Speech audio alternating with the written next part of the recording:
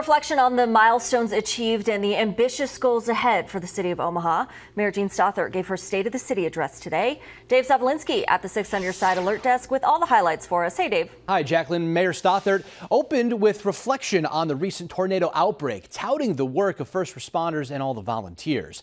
She also highlighted Omaha as being a national model as a safe city with reduced crime rates, especially in gun violence. Looking forward, she says it's a priority to recruit and retain quality police officers and firefighters and continue to address juvenile crime. Stothert also acknowledged concerns about high property taxes, saying she will reduce the property tax levy for the 5th time next year. I do understand that these strong steps are not enough to lower the total property tax bill for most homeowners because property valuations increases are so significant.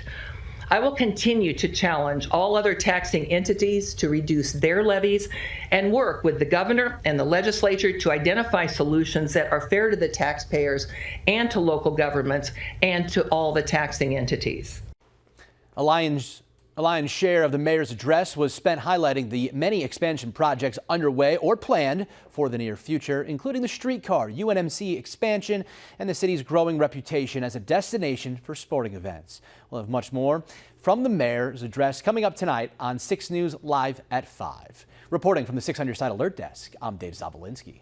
Dave, thanks for that. A Benson area business